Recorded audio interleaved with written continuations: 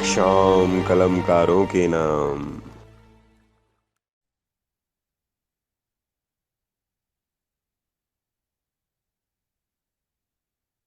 नमस्कार। मैं वसुधा गोयल कलम के जादूगर मंच की तरफ से आप सबको प्रणाम करती हूँ। तहे दिल से आभार व्यक्त करती हूँ कि इस मंच पर मुझे इस कार्यक्रम एक शाम कलाकारों के नाम का सूत्रधार बनने का अवसर प्रदान किया।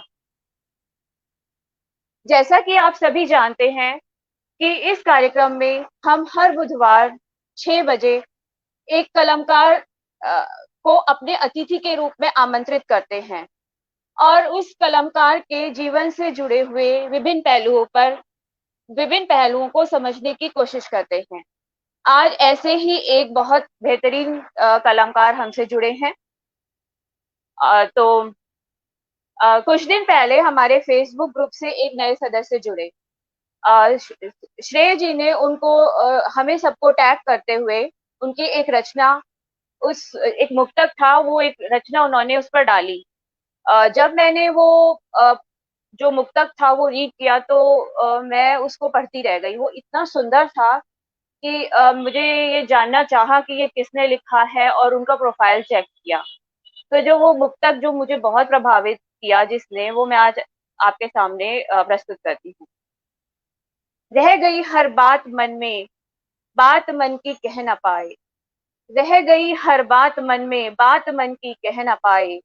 स्वप्न छूकर रोज गुजरे, आंख में पर रह न पाए। तुम नदी की धार चंचल, तुम नदी की धार चंचल, किंतु मैं ठहरा किनारा। तो रहे हैं बस असंगति, साथ छड़ पर बह न जाए, साथ छड़ पर बह न जाए। ऐसा सुंदर मुक्तक लिखने वाले कोई और नहीं, ये बल्कि मशहूर गीतकार, रचनाकार, कवि श्री सरोज मिश्र जी हैं।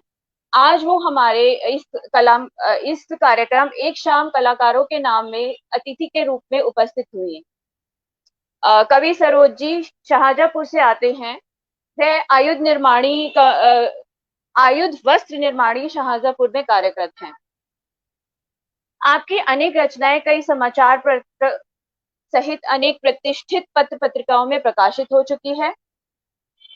कानपुर के राही संस्थान ने गीत ऋषि नीरज सम्मान से उन्हें सम्मानित किया है और भी अनेक सम्मानित संस्थाओं ने उन्हें सम्मान दिया है। देश भर में कई मंचों पर काव्य पाठ कर चुके हैं। वर्तमान में उनकी 2 पुस्तकें अभी प्रकाशित होने के क्रम में हैं। वह अधिकतर मुक्तक लिखते हैं, परंतु वो गीत भी बहुत सुंदर लिखते हैं।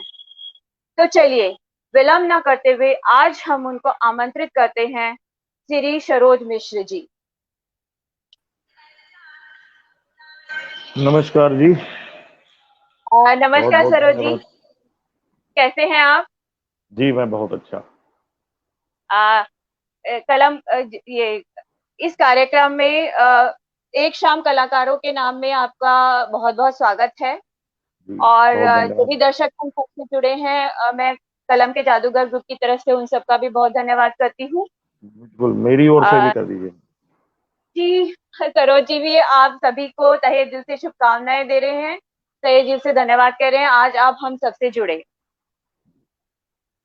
ये एक ऐसा कार्यक्रम है, ये एक बहुत अच्छी शुरुआत है क्योंकि जो बहुत अच्छा लिखते हैं कलमकार, उनके हमें विभिन्न पहलुओं पर हमें जानने का अवसर मिलता है।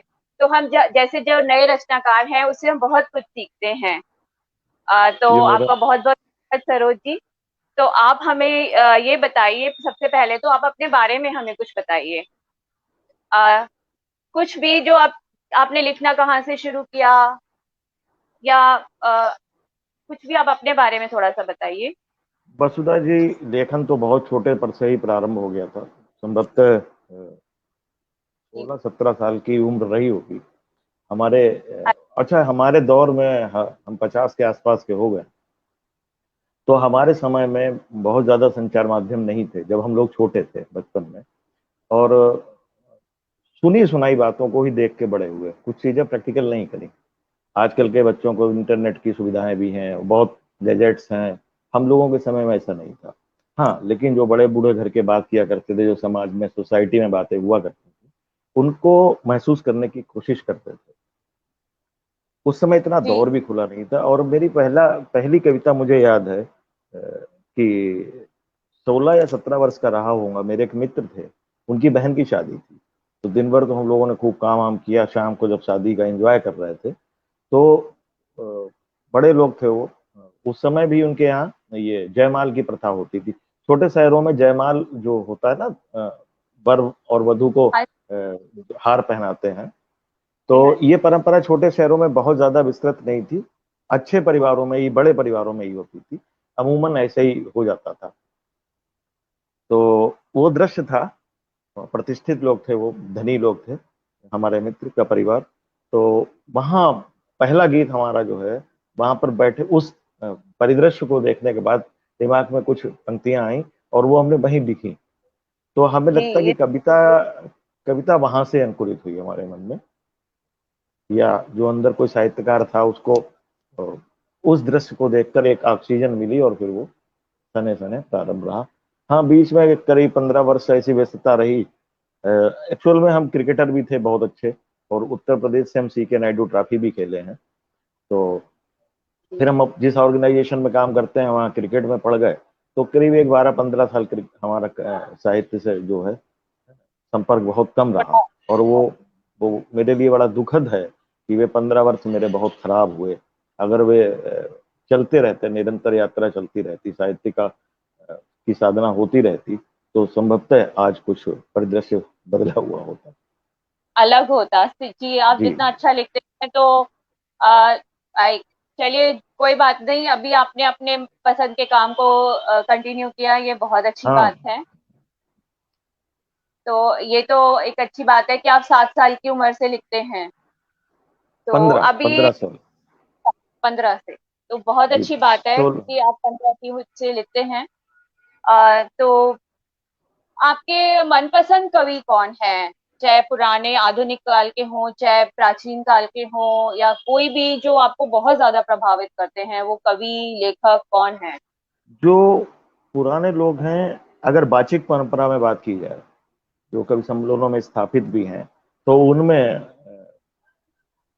मुझे जिनको मैंने सुना है, जिन लोगों को सुना है, उसमें राजेंद्र भाई साहब, राजेंद्र राजन जी सहारनपुर के, अभी दुर्भाग्य से कोरोना के अवसर पर वे हमसे बिछड़ गए। वे मेरा वो बड़ा पसंदीदा रहे। जी किशन सरोज जी। और वर्तमान में गजेंद्र प्रियांशु बड़ा चहेता कवि है हमारा, डॉक्टर राजीव राज, बहुत बहुत हमारे हृदय के नजदीक हैं। हमारे बहुत अभिन्न मित्र भी हैं।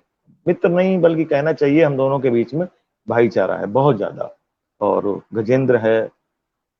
बाकी पुराने कवियों में अगर बात करें जिनको मैंने सुना नहीं, पढ़ा है, तो उनमें भारत भूषण जी हैं, रमनाथ अवस्थी जी हैं, राम अवतार त्यागी जी हैं, शिशुपाल निर्धन जी हैं, बुद्धिनाथ मिश्र जी। अभी ईश्वर की कृपा से हम सबके बीच हैं, लेकिन हमें उनके दर्शन का भी लाभ नहीं मिला है। तो ओ, बुद्धिनाथ मिश्र जी से भी बड़ा बहुत ही सीखने को मिला है। मैंने बहुत उनको पढ़ा है। पसंदीदा कवियों में आप कह सकती हैं। प्रमोद तिवारी दादा थे, दुर्भाग्य से वे भी हमारे बीच आज नहीं है। तो ये कुछ चंद एक नाम है जो मुझे बहुत प्रिय है। और इनके साथ मैं 2-4 दिन नहीं, बरसों गुजार सकता हूँ उनके सानिध्य में, बिल्कुल इतने प्रिय है। जी। इनसे बहुत कुछ सीखने को मिलता है, पढ़ने को मिलता है, और इवन हम उनकी कंपनी भी इंजॉय करते हैं, जो हमारे जैसे लोग जी होते जी, हैं। बिल्कुल बिल्कुल, जी जी जी। तो सरोज जी, मैं आपसे ये जानना चाहूंगी कि आपको मुक्तक लिखना सबसे ज्यादा पसंद है या गीत लिखना? आप मुक्तक क्या भी लिखना लिखता। पसंद जी जी जी, मुक्तक भी लिखता हूँ वसुंधरा जी, वसुधा जी। लेकिन गीत मुझे ज्यादा प्रिय है। असल में गीत का कैनवस बड़ा हो जाता है, गीत में हम बहुत कुछ कह पाते हैं। और मुक्तक में किसी एक भाव पर बात कही जा सकती है, लेकिन गीत एक पूरा चित्र खींच देता है, पूरी पूरी स्टोरी बना देता है। और मुक्तक एक किसी विषय, बस एक एक किसी पंच लाइन पर आधारित होता है, जो उस ओर दिशा संकेत करता है। लेकिन गीत का वैदव्य बड़ा हो जाता है, गीत ये बड़ा तो ठीक होता है, लेकिन मुझे तो लगता है मुक्तक लिखना, 4 लाइनों में अपनी पूरी बात कहना, उसको पूरा समाना, वो बहुत थोड़ा मुश्किल काम होता है है। कि निश्चित रूप चार से लाइनों में कठिन है। पूरी बात खत्म कर दी। निश्चित रूप से कठिन है बसपा जी। अच्छा, लोग क्या करते हैं, हम्म, दोहा देखने में जितना सरल है, दो पंक्तियों में, दोहा बहुत कठिन है, क्योंकि आपके सामने एक सीमा होती है कि आपको दो पंक्तियों में बात कहनी है। मुक्तक में आपके सामने एक सीमा होती है कि आपको चार पंक्तियों में बात कहनी है। तो बिल्कुल। खाली रदीफ काफिया और पाई मात्रा का योग मुक्तक नहीं हो सकता, रदीफ काफिया और पाई मात्रा का योग दोहा नहीं हो सकता। आपको उसमें अपनी बात को कंप्लीट करना पड़ेगा, कंप्लीट करना है आपको। दर्शक जो पढ़ने वाले हैं उनको भी आपकी बात समझ आनी चाहिए, और आपको अपनी जी बात जी, कहनी है सिर्फ 4 लाइनों में। बिल्कुल, जी जी तो जी। बड़ा मुश्किल काम होता है। तो चलिए, आपको गीत लिखना सबसे ज्यादा पसंद है, तो हम एक अपना श्रेय जी का सबसे पसंदीदा गीत जो है वो अब आपसे सुनना चाहेंगे। हाँ, हम सतरंगी बिल्कुल वेदवार।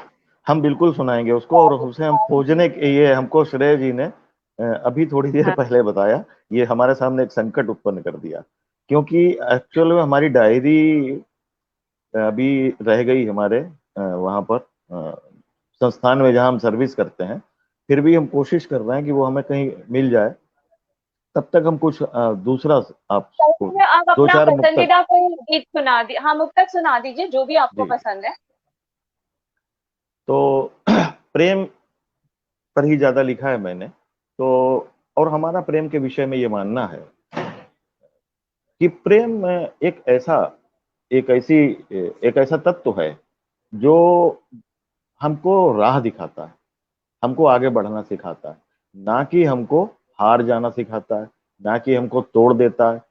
अगर सच मायने में हम प्रेम किसी से करते हैं, या प्रेम की अभिव्यक्ति या अनुरक्ति हमारे अंदर है, तो हमको चाहिए हम उस प्रेम की उंगली पकड़कर अपने जीवन के उन सोपानों पर चढ़ सकें जो हमने कहीं पर लक्षित किए हुए हैं।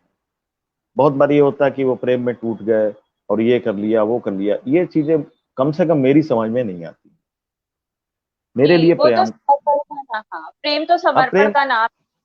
प्रेम आपको दिशा देता है, प्रेम आपको विमुख नहीं करता, प्रेम आपको पथभ्रष्ट नहीं करता है, प्रेम आपको दिशा देता है। और अगर आप प्रेम में दिशाहीन हो रहे हो, तो निश्चित रूप से आप प्रेम नहीं कर रहे हो, आप आकर्षित हो, आप आकर्षण में हो।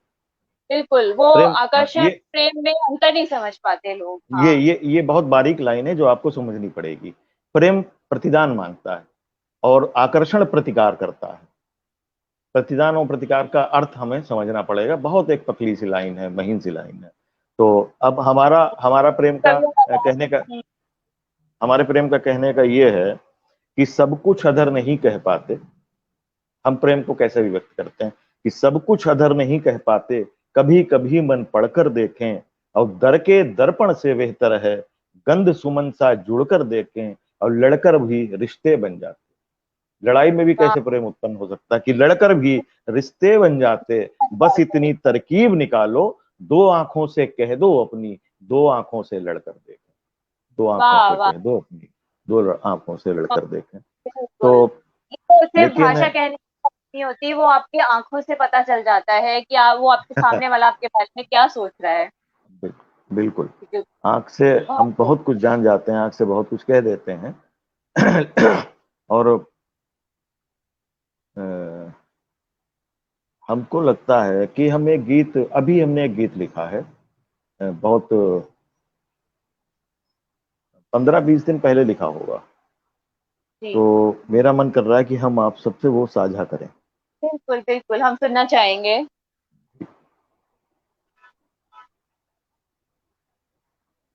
तो गीत का गीत की भूमिका इतनी भर है।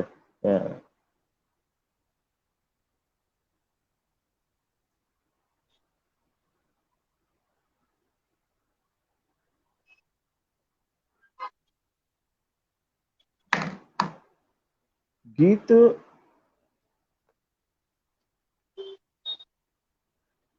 हम क्यों लिखते हैं, या गीत लिखने के लिए हमें क्यों विवश होना पड़ा, और गीत है क्या?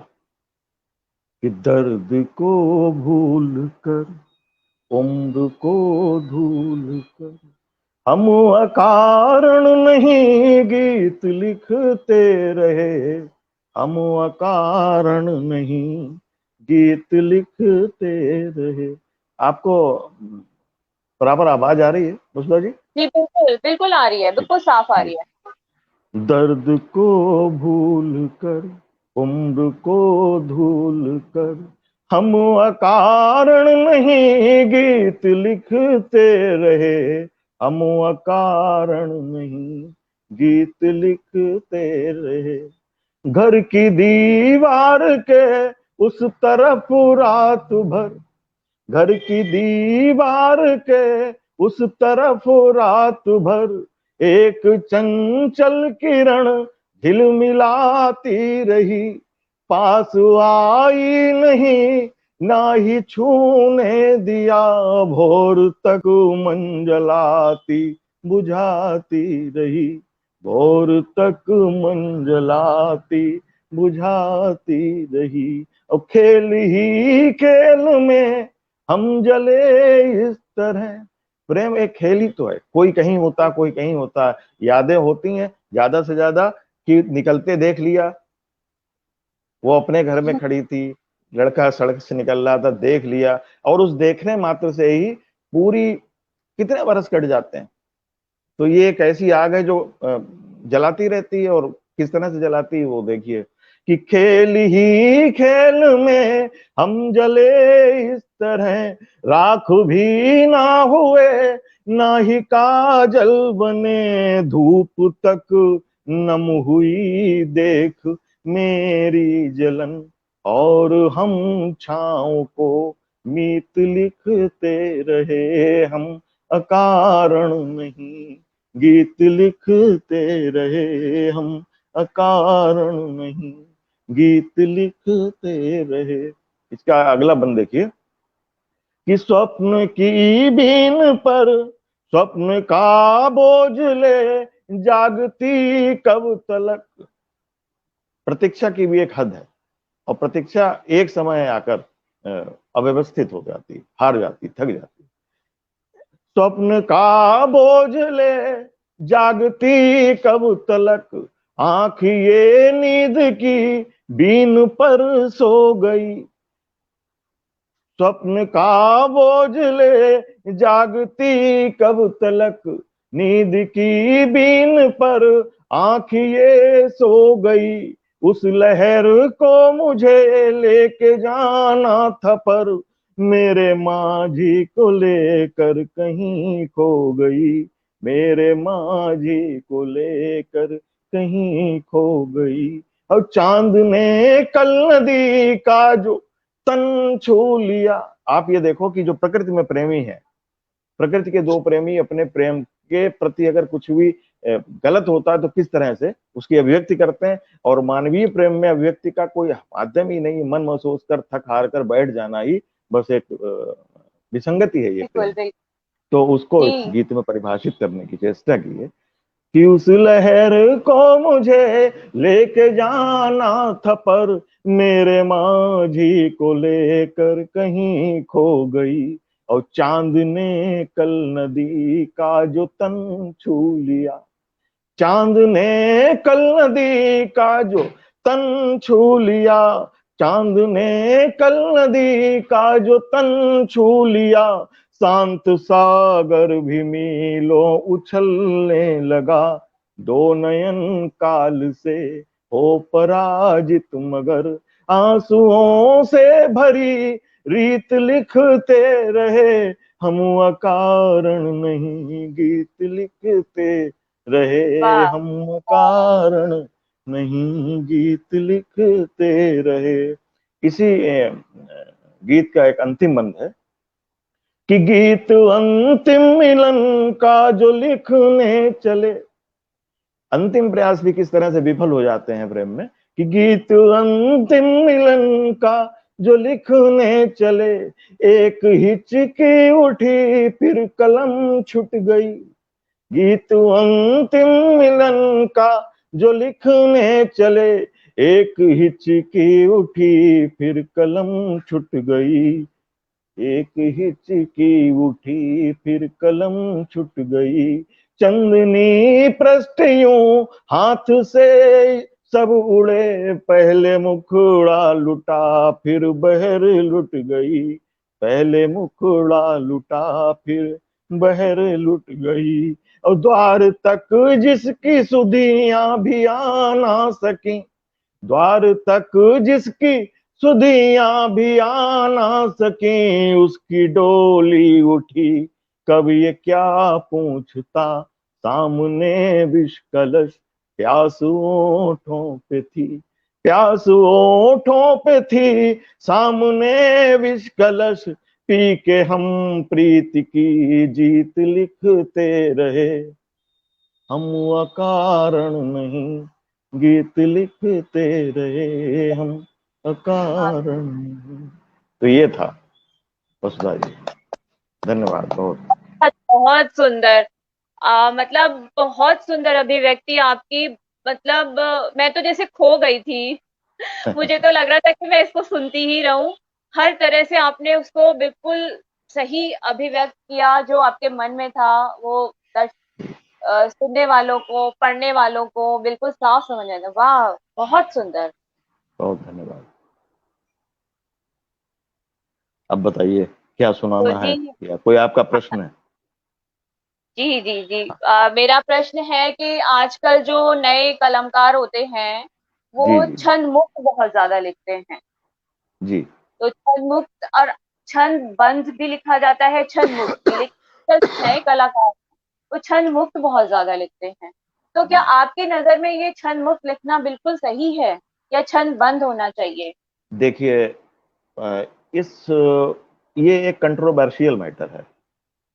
फिर भी हम चूंकि साहित्य के छात्र हैं, तो अगर हम अपने मन की बात नहीं कह सकते हैं, तो फिर हमको ये तो कम से कम साहित्य की कक्षा से अपना नाम हटा लेना चाहिए, कटवा लेना चाहिए। अगर हम बात सही जी, नहीं कह सकते हैं, अपनी अभिव्यक्ति नहीं कर सकते हैं, तो फिर हमें ये कहने का कोई अधिकार नहीं है कि हम साहित्य के छात्र हैं। जहां तक मेरा मानना है कि सूर्यकांत त्रिपाठी निराला ने पहली बार छंद मुक्त कविता लिखी, हाँ, लेकिन और हमने वो पकड़ ली कि हम अक्सर ये बात कह देते हैं कि त्रिपाठी जी, निराला जी ने तो इतने बड़े राष्ट्र कवि, इतने महान कवि, उन्होंने भी छंद मुक्त लिखा है। लेकिन हम ये क्यों भूल जाते हैं कि निराला जी ने छंद मुक्त लिखने से पहले छंदबद्ध कितना लिखा है। बहुत ज़्यादा लिखा उन्होंने, उसके बाद कभी एक कुछ तो छंद मुक्त लिख भी दिया। हाँ, तो हमें अगर कोई ऑप्शन है, तो होता क्या कि हम कठिनाई को छोड़कर सरलता की तरफ चले जाते हैं और ये कहते हैं कि ऐसा होता है, लेकिन हाँ, वो विषम परिस्थितियों में होता है, विपरीत परिस्थितियों में होता है, या वो कोई कोई ऐसी अपॉर्चुनिटी जो हम छंदबद्ध नहीं कह पा रहे हैं, हमको लगता है कि यहाँ पर हम छंदबद्ध से न्याय नहीं कर पाएंगे अपने भावों का, अपने अभिव्यक्ति का, तो हम छंद मुक्त का रास्ता पकड़कर उसको लिख देते हैं। लेकिन आप एक चीज देखिए, छंद मुक्त में भी तो क्या है, छंद मुक्त में भी एक सरसता है, एक सहजता है, एक प्रवाह है। तो हम उस प्रवाह को छोड़कर ये सोचने लगे, अब हाँ ठीक है, जैसे वर्तमान परिदृश्य में बहुत से कविताओं में अंग्रेजी के शब्दों का प्रयोग किया जा रहा है। हाँ। अच्छा, आजकल वो कोई, हिंदी भाषा का जी बहुत प्रयोग किया जा रहा है। हाँ, हाँ, और जो आम बोलचाल की भाषा है, विशेषकर महानगरों की भाषा, उसमें बड़ा प्रयोग किया जा रहा है। लेकिन वो ठीक है, हम मुझसे सहमत हैं, करना चाहिए, क्योंकि अच्छा। हमें जनरेशन, हमको अगर अपनी अभिव्यक्ति लोगों तक पहुंचानी है, हमें कोई संदेश देना है, तो हमें जो वर्तमान में प्रचलित शब्द हैं उनका प्रयोग करना पड़ेगा और करना चाहिए, इसमें कोई बुरी बात नहीं। लेकिन जी, जैसे ये, हाँ, लेकिन जैसे आप कह देते हैं कि रात तो पता है हमको, हमें रात का अर्थ पता है कि रात यानी शाम के बाद जो पल आते हैं, जो पहर आता है वो रात, लेकिन हमको यामिनी भी पता होना चाहिए कि हम्म, यामिनी का क्या अर्थ है। जी, जैसे खिचड़ी भाषा, मतलब आपकी नजर में ठीक है, आपने कोई अपने बात को कहने के लिए उर्दू का वर्ड डाला, हिंदी का वर्ड डाला, या अंग्रेजी का वर्ड डाला, वो ठीक है। मेरे जैसे विचार से हाँ, हाँ मुझे लगता है कि सही है, लेकिन उसके साथ भी एक हमें समझौता करना पड़ेगा। हमने हाँ, बहुत ज्यादा देखा है, बहुत से लोगों को देखा है कि कहते हैं ठेठ हिंदी में बात कर रहे हैं, हिंदी के तत्सम शब्दों का प्रयोग कर रहे हैं, हाँ, संस्कृत में शब्दों का प्रयोग कर रहे हैं, और बीच में कहीं अपनी सुविधा के लिए शब्दकोश छोटा है या शब्दकोश का प्रॉपर ज्ञान नहीं है, तो एक ऐसा शब्द डाल दिया जो उस वंश से मैच नहीं होता है, उस कुल से बिल्कुल। मैच नहीं हो रहा। तो हमारा विचार ये है कि मैचिंग शब्दों का प्रयोग होना चाहिए। अगर आप संस्कृत निष्ठ भाषा का प्रयोग कर रहे हो, तो पूरा गीत, पूरी कविता, पूरा मुक्तक, पूरी घनाक्षरी आपकी संस्कृत निष्ठ होनी चाहिए। अगर आप मिली जुली कर रहे हो, तो फिर मिली जुली होनी चाहिए। एक शब्द हाँ अगर हमारे शब्दकोश में, हमारे शब्दकोश तक हम वहां तक नहीं पहुंच पा रहे हैं, तो उठाकर कोई भी चालू शब्द डाल दिया, या कोई भी उस वंश के अनुरूप नहीं है शब्द वो डाल दिया, तो ये मुझे अच्छा नहीं लगता, मेरा इससे विरोध है। जो सुंदर मैं होनी चाहिए, चाहे जी। छंद मुक्त हो, चाहे छंदबद्ध हो, चाहे गीत हो, लेकिन वो कविता लोगों के दिल के करीब पहुंचनी चाहिए, वो अवश्य, सुंदर हाँ। होनी हाँ चाहिए। बिल्कुल, हाँ। और हाँ बहुत। नियमों से बहुत ज्यादा छेड़छाड़ नहीं होनी चाहिए, ये जी जी जी जी, बिल्कुल ऐसा ही तो, मेरा मानना है। हाँ तो ये तो इस बात से तो मैं भी सहमत हूँ, क्योंकि वो बहुत ज्यादा खिचड़ी भाषा ना, फिर वो मजा नहीं आता, कहीं एक उर्दू शब्द है, कहीं एक हिंदी शब्द है।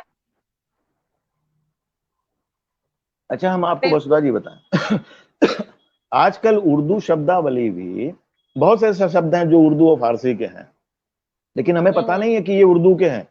हम उनको बिल्कुल हमें 50 वर्षों से, 100 वर्षों से, 200 वर्षों से प्रयोग कर रहे हैं, और वो हमारी बोलचाल की भाषा में सम्मिलित हो गए हैं। तो हमारी जो बोलचाल की भाषा है, जो हम भाषा का आविष्कार किस लिए हुआ है, भाषा हम क्यों बोलते हैं? हम अपने मनोभावों को आप तक संप्रेषित कर सकें, भाषा यही तो काम करती है। भाषा का तात्पर्य यही है, भाषा करती है ये कि मेरे मनोभाव आप तक पहुंच जाए। तो बहुत बार हमको ये पता ही नहीं है कि जैसे गैर शब्द है, या फासला है, या नजर है, ये हिंदी सारे है बिल्कुल। ये उर्दू और फारसी के शब्द हैं। लेकिन अब ये हिंदी से इतना मिलजुल गए हैं कि हमको पता ही नहीं चलता कि ये हिंदी के हैं या उर्दू के हैं या फारसी के हैं। तो ऐसे शब्दों का प्रयोग करने में कोई प्रॉब्लम नहीं है। लेकिन जैसे भिक्षा पात्र होता है, तो ये इसको देखिए, भूल रहा हूं, खैर आगे कभी बात करेंगे इस विषय पर। तो जो मतलब साधारण बोलचाल के शब्द हैं वो प्रयोग किए जा सकते हैं, मेरा इनसे कोई दुराव नहीं है। भाषा सहज हो मतलब जाती है, भाषा सहज हो जानी चाहिए। जी हाँ जी सरोज जी, हम आपसे ये जानना चाहेंगे कि आपको किस विषय पर लिखना सबसे ज्यादा पसंद है। देखिए, जैसे वैसे तो आप सब पे लिखते होंगे, लेकिन कुछ आपके पसंदीदा विषय होते हैं, तो वो कौन से हमारा हैं? जी वसुधा जी, हमारा पसंदीदा विषय तो प्रेम के अतिरिक्त कुछ है नहीं। हमने सबसे जी, ज्यादा प्रेम पे ही लिखा है। और और उसमें प्रेम, वो बहुत वास्ट भी है, प्रेम को बहुत तरह से अभिव्यक्त किया जा सकता है। हाँ ये है, लेकिन हमारा मानना कि प्रेम का शाश्वत स्वरूप तो विरह है, संयोग नहीं है। जी संयोग, संयोग के बाद समाप्ति हो जाती है ये अच्छा। भाई। हम नहीं, तो सोचते निश्चित थे रूप कि से अगर संयोग हम के हम बाद। किसी की प्रतीक्षा कर, हम सब जैसे इस कार्यक्रम का 11:15 बजे का समय निर्धारित था, 11:30 बजे हम आ पाए 11:40 के आसपास तक, तो हमारे आने के बाद में वो प्रतीक्षा खत्म हो गई, कुछ और चलने लगा। तो लेकिन प्रतीक्षा से पहले हम, जब हम प्रतीक्षा में होते हैं तो हम सोचते हैं कैसा होगा, क्या होगा, कब होगा, क्यों होगा, क्या क्या होगा, तमाम तरह की बातें होती हैं। तो और प्रेम का तो ये स्वरूप ही है कि प्रेम में संयोग के बाद में संतोष आ जाता है, और जहां संतोष आपके जीवन में आया, वहीं सब कुछ खत्म हो जाता है। क्योंकि सुकरात ने कहा था, सुकरात ने अपने लिए कहा था कि मैं असंतुष्ट सुअर से संतुष्ट सुअर से असंतुष्ट सुकरात भला। असंतोष जो अच्छा, होता है वो हमें कुछ आगे बढ़ने की, हमें आगे बढ़ने की ये राह देता प्रोत्साहित है। करता है। हाँ और वो संतुष्टि, तो है। संतुष्टि जो होती है वो जीवन को बांध देती है, एक जगह पर स्थिर कर देती है। तो संतोष तो कभी, और प्रेम में संयोग पक्ष जो है वो संतोष प्रदान कर देता है। असंतोष जो है, असंतुष्टि जो है, वो जीवन भर चलती रहती है। फिर कुछ अच्छा लिखते रहते हैं, कुछ अच्छा लिखते रहते हैं, कुछ अच्छा लिखते रहते हैं। हर रचना के बाद सोचते हैं यार इससे अच्छा करना है, इससे अच्छा करना है। यद्यप करने और करवाने का काम तो माँ शारदे करती हैं, लेकिन कोई भी कला हो, आपका अभ्यास, आपका, आपकी ट्रेनिंग, आपकी कठिन श्रम, ये सब का तो मूल्यांकन होता ही होता है, और इनसे ही आप बेहतर और बेहतर और बेहतर बनते जाते हैं। जी सरोज जी, हम अब आपसे एक मुक्तक सुनना चाहेंगे। हाँ, मुक्तक, मुक्तक हम अ, एक जो मुझे बहुत प्रिय है, और जी इसको आप ऐसे ही समझ सकते हैं कि व्यक्ति का के जीवन का कैसे उसको अपना सेट करना चाहिए, व्यक्ति के जीवन में चीजें रह क्या जाती हैं, वो एक कल्पना के एक रूपक के माध्यम से कही है कि रूप राशि के इर्द गिर्द ही मचले भ्रमर जवानी का। जहां रूप होगा वहीं भंवरा होगा, ये उसकी विशेषता। हमारा जीवन कैसे होना चाहिए कि रूप राशि के इर्द गिर्द ही मचले भ्रमर जवानी का, और प्यास देखती रंग भला कब गंगा जल या पानी का। रूप राशि के इर्द गिर्द ही मचले भ्रमर जवानी का, और प्यास देखती रंग भला कब गंगा जल या पानी का। और पृष्ठ छपाई पुस्तक सज्जा ये बातें बेमानी है। पृष्ठ छपाई पुस्तक सज्जा ये बातें बेमानी है। रह जाता है याद सभी को केवल सार कहानी का। रह जाता है याद सभी को केवल सार कहानी का। तो जिस प्रकार से किताब की का जो मुख्य पृष्ठ है, छपाई है, वो हमें तभी तक लालच देती है, तभी तक आकर्षित करती जब तक हम उसे पढ़े नहीं, और पढ़ने के बाद ही पता चलता है कि इसका तत्व क्या था। ऐसे ही हम सब हैं, मनुष्य हैं, कि हमारे कपड़े लत्ते, हमारा सौंदर्य, रूप स्वरूप, ये प्रथम दृष्टया तो प्रभावित करता है, अंतिम जो हमारा रह जाता है कि वो कैसे थे, अच्छे थे, खराब थे, बढ़िया थे, गंदे थे, बुरे थे, तो ऐसे ही यही सब रह जाता है। हाँ, आपका जो कवर पेज होता है अगर वो सुंदर नहीं है तो वो आपको अट्रैक्ट नहीं करेगा। हाँ, आपने अट्रैक्ट ब्लैक तो एंड कर व्हाइट सकता बनाया है, कोई देखना नहीं चाहेगा। जी जी जी लेकिन सबसे पहले आप कवर पेज वही पसंद करोगे जो कलर्ड है, ब्यूटीफुल है, जी सुंदर है। फिर उसके बाद आप पढ़ते हो उस किताब को, तो जी जरूरी नहीं है कि वो आपको पसंद आए या नहीं आए, बट हाँ जी जी जी जी बिल्कुल। तो सरोज जी, हम आपसे आगे ये जानना चाहेंगे कि आपका फ्यूचर प्लान क्या है। आपकी किताबें तो आ रही हैं, वो गीत की किताबें किताबें तो हैं। किताबें तो वसुधा जी आ जानी चाहिए थी। एक सेकंड, पावर बैंक। किताबें तो पिछले साल ही आ जानी चाहिए थी, लेकिन वो ये जो कोरोना काल है, सुना इसने है। बड़ा विसंगति उत्पन्न कर कोरोना दी, की हम वजह सबके से हर जीवन को चीज, रोक दिया। बिल्कुल हर चीज 1 साल 2 साल जी डिले हर होती ही चीज, जा रही है। सारे कार्यक्रम सारी योजनाएं स्थगित हो गई, और बहुत तो बड़ा नुकसान रहा है। खैर उस पर बहुत। कभी आगे चर्चा करेंगे। लेकिन बहुत नुकसान दे रहा है ये सब। तो ये जैसे जैसे समय सही होगा, हमारा एक कार्यक्रम प्रस्तावित है, हमारा स्वयं का, शाहजहांपुर में, और वो जी उसी कार्यक्रम में गीतों को, उस किताबों का लोकार्पण करना था, उनका विमोचन करना था। लेकिन वो दुर्भाग्य है कि वो ऐसा नहीं हो पा रहा। और जिस दिन भी वो वो हो जाएगा, किताबें हो करीब पा करीब, रहे। जी किताबें छप चुकी हैं, किताबें थोड़ी आ भी गई हैं, लेकिन अभी तक वो ना तो हमने किसी को दी है, ना उनको खोला नहीं, क्योंकि मन में ये है कि उस कार्यक्रम में इनका विमोचन करेंगे, तो उस कार्यक्रम की प्रतीक्षा है संभवतः इस बार।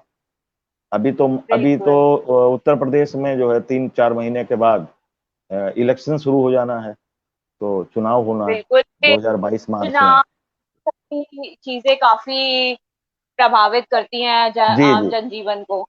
तो मेरे तो विचार से वो शायद हमारी मार्च के बाद ही हो पाएंगी, चुनाव के बाद ही प्रकाशित हो पाएंगी, अगर सब ईश्वर ने सही सही कर रखा तो। नहीं, ईश्वर करेगा। आपको बहुत शुभकामनाएं आपके आने वाली पुस्तकों के लिए। तो अगर अब आपको, अगर अब वो हाँ सतरंगी वे इतवार में गई हो तो एक बार वो सुना दीजिए। आ, हम मनु, हमारा सतरंगी इतवार वाला गीत है तुम्हारे पास कहीं? तो आ, हम कोशिश करते हैं, लेकिन तब तक अभी जो हमारी आपकी छंद मुक्त और छंदबद्ध उस पर चर्चा हो रही थी, वो गीतों बात की चल रही भाषा है पर अभी। चर्चा हो रही थी, गीतों की भाषा पर जी जो चर्चा हो रही थी, तो हम ये आपको कहना चाहते हैं वसुधा जी कि मैंने भी ये छूट ली। अच्छा मुझे अच्छा, समस्या क्या है? समस्या ये है कि आज सच कहिए तो मैं इस जनरेशन की बुराई नहीं कर रहा हूँ, ये जनरेशन बहुत अच्छी है और देश का भविष्य है, हमारे हमारे देश को लेकर यही आगे बढ़ेगी। लेकिन अभी इस देश को 69 नहीं पता रहता है कि 69 क्या है, मेरे बच्चों को नहीं पता 69 क्या है, तो मेरे 69 बच्चों के को लिए भी उनको नहीं पता। बोलना पड़ता है 69। तो जब तो फिर इनके हिसाब से बहुत कुछ लिखना पड़ेगा, बहुत कुछ अपने हिसाब से लिखना पड़ेगा, बहुत कुछ छपने के हिसाब से लिखना पड़ेगा, बहुत कुछ भविष्य में जो पढ़ा जाएगा उसके हिसाब से लिखना पड़ेगा, और बहुत कुछ इनसे बात करना है, इनके पास अपनी बात पहुंचानी है, तो उस आधार पर भी बहुत कुछ लिखना पड़ेगा। तो एक प्रेम का ही गीत मैंने लिखा था, और भाषा की मैंने कैसे छूट ली। संभवतः वसुधा जी आप मुंबई से हैं? नहीं जी, जी। मैं वैसे तो मेरा बर्थ प्लेस हापुड़ है, गाजियाबाद के पास, यूपी अच्छा है। अच्छा। जी जी। मुंबई से नहीं हूँ। जी जी। जी जी। आप दिल्ली समझ लीजिए, दिल्ली पास था तो उसी हाँ, का दिल्ली से महानगर से हैं फिलहाल, बड़े महानगर से हैं आप तो। नहीं नहीं, महा छोटे शहर। नहीं, हापुड़ अभी वर्तमान में तो आप दिल्ली से हैं? वर्तमान में मैं देहरादून में रहती हूँ। अरे वाह, देहरादून तो हमारा पसंदीदा शहर है। देहरादून में आप कहाँ रहती हो? सर हम रायपुर रोड के पास रहते हैं, रायपुर रोड अरे पे। चलिए, ये इंटरव्यू चल रहा है, ये बात बाद में करते हैं व्यक्तिगत रूप से। जी तो वसुधा जी, एक गीत ऐसा जी हम आपको सुनाते हैं जिसमें हमने खुद भाषा की छूट ली, और उन प्रतीकों के माध्यम से, भाषा की छूट तो नहीं कह सकते हैं उसको, लेकिन हाँ ये कह सकते हैं कि प्रतीक वो प्रयोग किए जो जनमानस को आसानी से समझ में आए। एक गीत की भूमिका इतनी भर है कि नायक और नायिका विरह की स्थिति में है, कुछ ऐसा हुआ है कि वो जाना चाहती है। अब होता क्या है, जब प्रेम छूटता है तो बहुत बार गुस्से में वो प्रेमी ये भी कह देता, जाओ, चली जाओ, मत दिखाना शकल। लेकिन गुस्सा आ जाता है। ये तात्कालिक प्रतिक्रिया होती है, मन से कोई नहीं छोड़ता है, छोड़ना कभी चाहता ही नहीं, ना नायक गुस्से में नायिका को हो छोड़ना। जाता है। हाँ, तो फिर मनाने की, उल्हाने की, समझाने की कई जो है चरण आते हैं। तो ऐसे ही कुछ चरणों का एक गीत है जो उसकी तरफ से, प्रेमिका की तरफ से प्रपोजल आता है कि अब हम जाना चाहते हैं।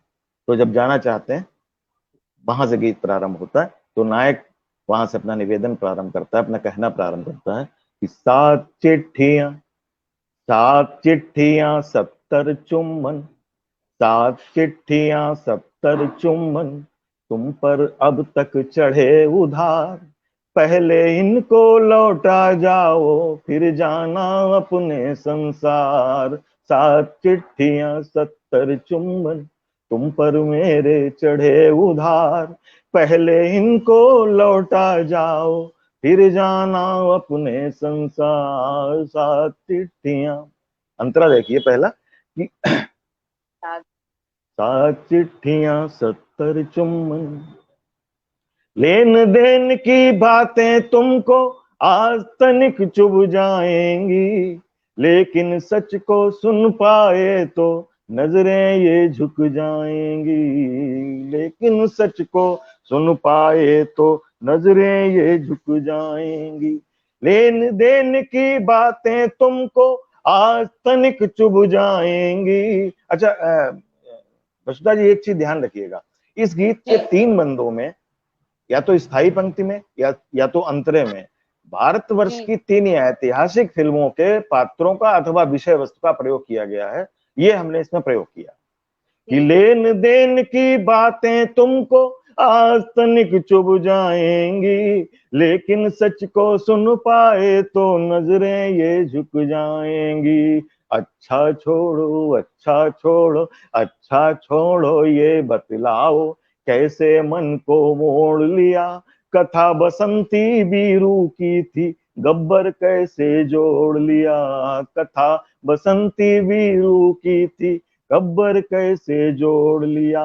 नाम सही। तुम्हारा, नाम तुम्हारा, नाम तुम्हारा बहुत बड़ा है, बड़ा तुम्हारा कारोबार, नाम तुम्हारा बहुत बड़ा है, बड़ा तुम्हारा कारोबार, होंगे लाखों लाख तुम्हारे, पर मेरे भी कई हजार, होंगे लाखों लाख तुम्हारे, हैं मेरे भी कई हजार। 7 चिट्ठियां 70 चुम्बन, तुम पर मेरे चढ़े उधार, पहले इनको वापस कर दो, फिर जाना अपने संसार।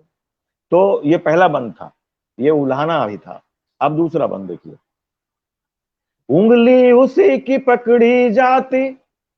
प्रेम हुआ क्यों था भाई? हमारा हाँ तुम्हारा प्रेम क्यों बिल्कुल। हुआ था? वो इस बात को कहता है कि उंगली उसी की पकड़ी जाती, जिसने हाथ बढ़ाया हो। अब करते हो द्वार बंद, जब मंदेरी चढ़ आया हो।